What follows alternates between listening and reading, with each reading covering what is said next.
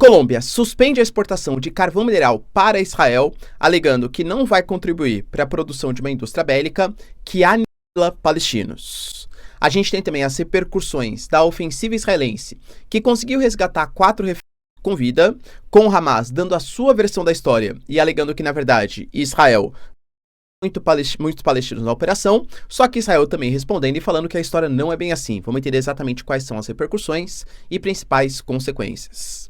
Brasil tece graves críticas em relação à operação que Israel fez na semana passada com Itamar Ben-Gvir, mais uma vez, né, dando um passo atrás na diplomacia com Israel, e finalizar, pessoal, falando um pouquinho também sobre a tensão entre Coreia do Sul e Coreia do Norte acerca dos balões, agora com a Coreia do Sul prometendo uma nova resposta, e também Putin, a Rússia, deixando bem claro que a Europa nesse momento está totalmente exposta, que é uma economia, na verdade, um poder militar muito frágil e inclusive desdenhando dos alemães, falando que essa mudança de postura de Olaf Scholz tem a ver com a submissão do país em relação à OTAN, União Europeia e principalmente aos Estados Unidos. É um país subserviente.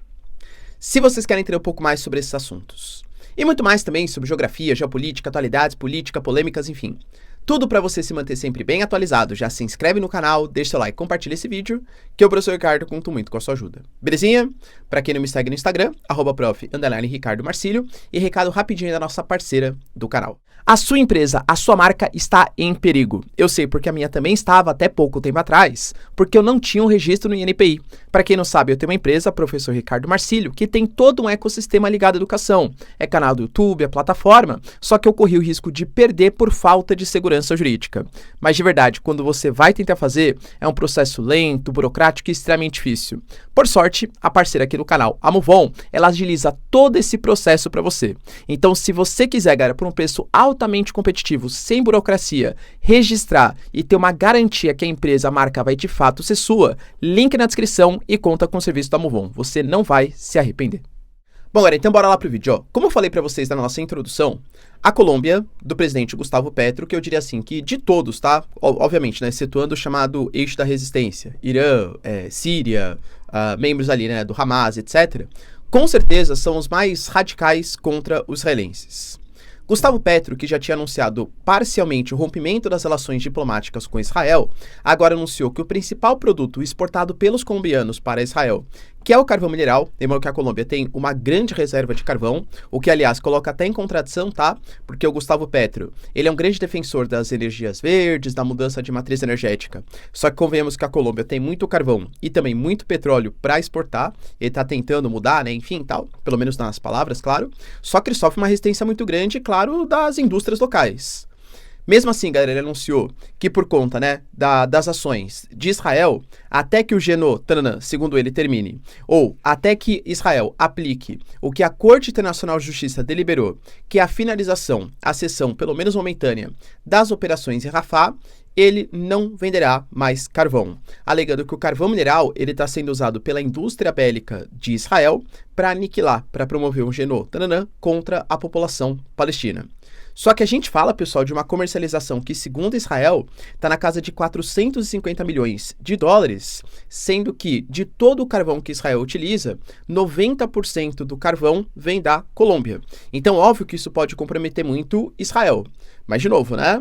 Penso eu, tá? Claro, compromete Israel? Claro que sim, né? Mas é mais fácil para Israel achar uma alternativa ao carvão do que para Colômbia achar uma alternativa para a exportação do seu carvão, entende?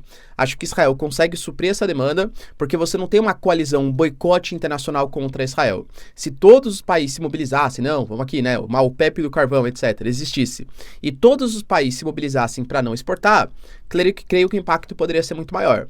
Então, assim, prejudica? Claro que prejudica, mas eu vejo como um prejuízo maior para os colombianos. Além de tudo, né, pessoal, claro, como eu falei para vocês, a indústria própria do país pode começar a pressionar o Gustavo Petro por conta da piora na balança comercial na exportação de um dos principais produtos colombianos. A gente falou um pouquinho ontem sobre a operação que conseguiu resgatar 4 ali na faixa de Gaza, que Israel considera como se fosse um grande sucesso. E de fato, né, para os 4 reféns, com certeza foram, né, e para os familiares dele também. Só que o Hamas fala que não é exatamente assim. O Hamas fala que teve mais de 200 e mais de 400 feridos na operação, e eram civis, tá? Inclusive com alguns jornalistas sendo mortos. Por conta das ações que o Hamas considerou que é um fracasso da diplomacia israelense, porque teve que fazer uso das forças militares, o Hamas até mesmo ameaçou que pode fazer uma nova rodada de sequestros contra Israel. Claro que hoje Israel está muito mais bem preparado do que estava no dia 7 de outubro. Não acho que a coisa seria simples, né? Seria uma coisa fácil. Mas convenhamos que foi uma ameaça que o Hamas fez contra Israel. Professor, quer dizer então que Israel não respeitou os direitos humanos, tal, não sei o que lá? Então, difícil saber, né? Porque nessa operação, pelo menos, a gente está falando, pessoal, de o que o Hamas está chamando de civis. Tudo isso tem que ter investigação mais séria. Porque, por exemplo, quando você pega mídias pró-Israel, ou pelo menos uma delas, estava na casa de um jornalista. O jornalista que trabalhava, inclusive, prestava serviço para Al Jazeera. Poxa, o jornalista, então, estava hospedando uma... Esse cara é um jornalista que morreu por uma ação israelense, esse cara colabora com o Hamas, entendeu? Então você começa a ter, cara, vamos colocar, diferentes narrativas sobre o processo que de fato aconteceu. Por enquanto, mesmo com tantos civis, que a Palestina fala, né? Israel fala que não, tá? A comunidade internacional ainda não se mobilizou contra Israel por conta desse fato, justamente porque pede maiores investigações para saber como que aconteceu essa operação. Mas se essa operação, pelo menos por enquanto, não trouxe luz a grandes abusos, pelo menos segundo o Ocidente, a comunidade internacional, as ações da semana passada fizeram com que Israel fosse mais uma vez alvo de críticas por parte do Brasil. Na semana passada, a gente teve uma operação, uma visita, vamos colocar assim, de Itamar Ben-Gvir na região, pessoal, da Esplanada das Mesquitas. Lembrando que Jerusalém, principalmente Jerusalém Oriental, é uma região bastante conflituosa, tanto do ponto de vista político, como do ponto de vista religioso, étnico e histórico. Quando você pega, por exemplo, algumas regiões, algumas mesquitas, os islâmicos alegam que é território sagrado para eles, já os judeus alegam que, inclusive, né, embaixo, se você fizesse escavações, ali você tinha material muito importante para o povo hebreu, para o povo judeu. Então é uma região de altíssima tensão, né? Inclusive, que eu falei para vocês, religiosa. Pois bem, pessoal, o Itamar Ben-Gvir, ele fez questão, da semana passada, e uma espécie de comemoração pelo aniversário da ocupação também de Jerusalém Oriental, lá na época da Guerra dos 6 Dias, de fazer uma visita. E isso foi visto, claro, como uma provocação para o Hamas, uma provocação para os palestinos. O Brasil se manifestou e falou que esses atos inflamatórios e provocativos fazem com que Israel perca a razão nas suas disputas internacionais.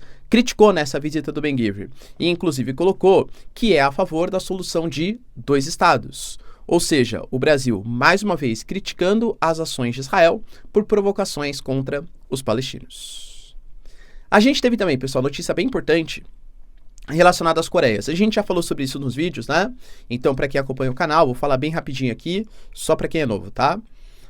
Coreia do Sul e Coreia do Norte, claro, tem essa grande rivalidade, e é tradicional de desertores norte-coreanos e de alguns militantes sul-coreanos mandarem balões com propagandas, panfletos, dinheiro, dólares mesmo, né? Até pendrive com K-pop, com as doramas, com os filmes, como uma forma de críticas ao Kim Jong-un e ao seu regime e uma forma de exaltação da Coreia do Sul. A Coreia do Norte, vendo que a Coreia do Sul não tinha políticas públicas adequadas para combater a isso, começou a mandar também os seus balões, com lixo, entulho, não tô brincando, tá? Balões. A Coreia do Norte continuou mandando, a Coreia do Sul teve mais militantes que responderam, inclusive com faixas, propagandas, com a cara do Kim Jong-un estampada, né? E também da sua família tecendo críticas. E a Coreia do Norte mandou mais ainda balões. A Coreia do Sul agora anunciou que vai posicionar alto-falantes altamente, isso já existe, tá? Mas vai posicionar ainda mais alto-falantes altamente poderosos, voltado em direção à Coreia do Norte, fazendo propaganda anti-norte-coreana. E aí, pessoal, o que será que a Coreia do Norte vai responder dessa vez, hein? Qual vai ser a tática deles para convencer que o regime deles é melhor que os sul-coreanos? Olha como soft power, ou seja, se a influência econômica, cultural, é tão importante nas relações diplomáticas e geopolíticas como o hard power. Outra notícia, pessoal, bem relevante, está acerca da Ucrânia e da Moldávia, que conseguiram um sinal verde, conseguiram cumprir, segundo a Comissão Europeia, todos os pré-requisitos para entrar para a União Europeia. Lembrando que Moldávia e Ucrânia são 2 países que estão em constante tensão com os russos. A Moldávia, por exemplo, é uma regiãozinha, pessoal, que tem ali, né, um conflito, inclusive até mesmo separatista, a região da Transnistria, que a Rússia alega que é um território que pode ser inclusive ocupado no futuro, é uma região que não aceita a Transnistria, né? Não aceita o fim da União Soviética e não se considera como um território que pertence à própria Moldávia. Tá? Então, uma região bastante tensa. Então, se aproximar da União Europeia mostra mais uma aproximação ocidental. A Ucrânia, pessoal, então, nem se fala. Professor, mas o Putin vai deixar entrar para a União Europeia? Lembrando que, lá em 2013, grande parte dessa movimentação que acabou culminando com a destituição do líder ucraniano, e aí com o Euromaidan, com os protestos ali que foram financiados, até mesmo exaltados pelos Estados Unidos. A Victoria Nuland, a secretária de Estado dos Estados Unidos na época, distribuindo lanches para os manifestantes ali em Maidan, na Ucrânia, que acabou culminando, né, depois com a invasão à Crimeia e todo o processo que a gente conhece, começou porque a Ucrânia pretendia entrar para a União Europeia. Pois bem, pessoal, aparentemente isso vai se consolidar, lembrando que a União Europeia não tem uma pegada militar. Claro que vai ficar mais fácil mandar recursos para a Ucrânia, né? Se de fato ela entrar. Mas não quer dizer que faz parte da OTAN, são coisas bem diferentes. E para finalizar, pessoal, o Putin, a Rússia como um todo, tá? Fez uma espécie de provocação em relação à Alemanha e a toda a Europa. A gente sabe que os equipamentos ocidentais estão sendo usados. O sistema HIMARS foi utilizado, por exemplo, em Belgorod. A gente teve a Alemanha autorizando o uso de armas suas no território russo. A Holanda autorizando os caças F-16 para serem usados contra a Rússia. A mesma coisa da França, dos países do Reino Unido, perdão, enfim, né? Todos os países, ou quase todos os países, autorizando. Alguns não, hein? A Áustria, por exemplo, teceu críticas a essa postura. Então, que ainda bem que o Stoltenberg, que é a liderança da OTAN, impediu que tropas fossem colocadas. E a Rússia falou que, em resposta a isso, ela se sente também no direito de deslocar armamentos, inclusive até mesmo nucleares, tá? Para serem posicionados próximos dos inimigos, ou seja, dos Estados Unidos, tudo tal, e que, inclusive, a doutrina nuclear russa fala que se ela tiver uma ameaça à sua integridade territorial, eles podem, sim, usar armas nucleares. Embora também tenha falado que não acha que seja necessário usar armas nucleares para superar a Ucrânia, porque a vitória é praticamente certa, segundo a Rússia. Só que quem mudou muito de postura foi a Alemanha.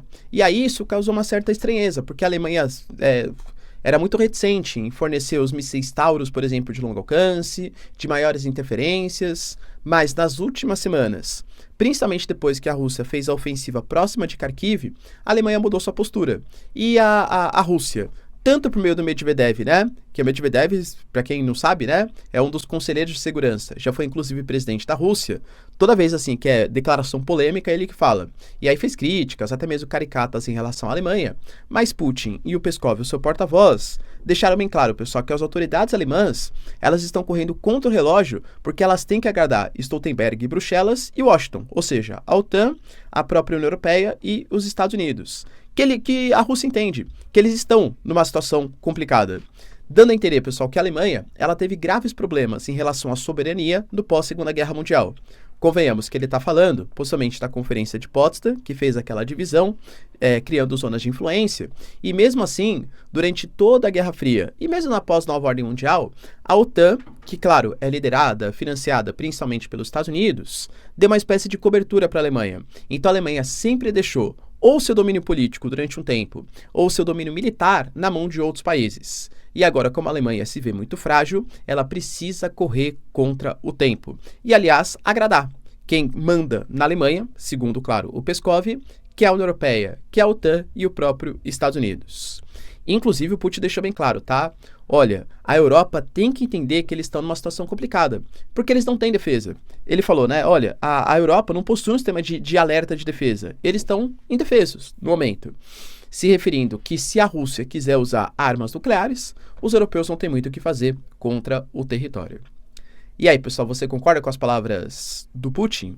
De fato, a Europa está indefesa e a Alemanha tem que prestar serviço, tem que prestar esclarecimentos para os reais chefes, que são OTAN, Estados Unidos e a própria União Europeia? Deixa aí nos comentários, quero saber sua opinião. No mais, se vocês curtiram o vídeo, tamo junto, beijos, abraços e tchau, tchau.